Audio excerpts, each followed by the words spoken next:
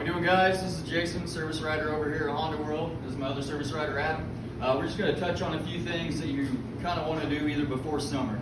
Technically, this is almost like a winterization of these because we use these all winter. Snow blower, machine with a snow plow. But this is just good practice stuff that you're going to want to do, honestly, either before winter if you're storing it or before summer because we're storing these right now. One thing, obviously, oil.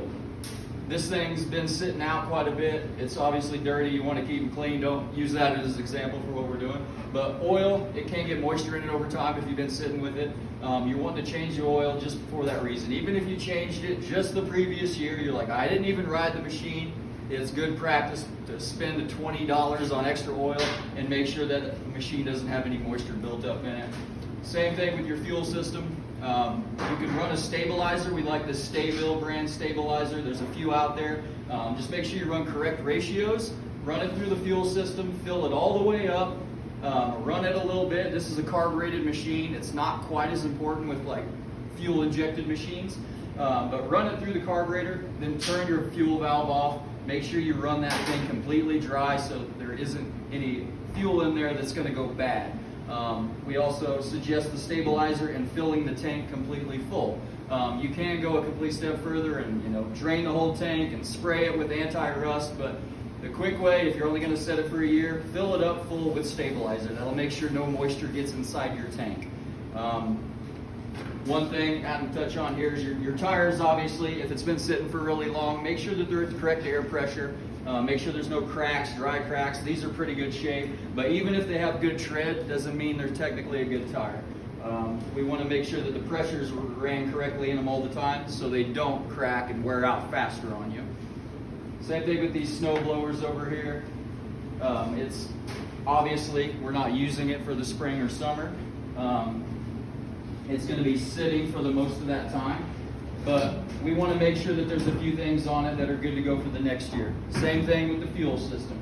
You want to make sure that you run a good stabilizer. You want to make sure that it's completely full so it doesn't get that moisture in it. And you want to make sure that the carburetor, that has one, which I'm sure this does, got it drawn off. Make sure that that is ran completely dry after you put the stabilizer through it. Run it a little bit, turn it off, run it completely dry. Definitely good practice. Hey guys, it's Adam Francis at Honda World. I'm talking about the brake system today and how important it is to have it flush because it's often neglected.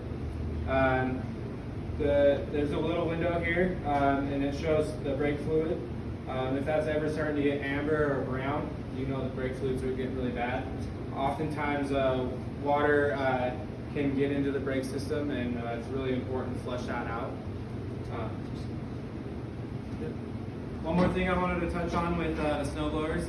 It's really important to make sure that you use a waterproof grease to lubricate the chute. You can see this one's been kind of neglected, so it doesn't move quite as freely as it should.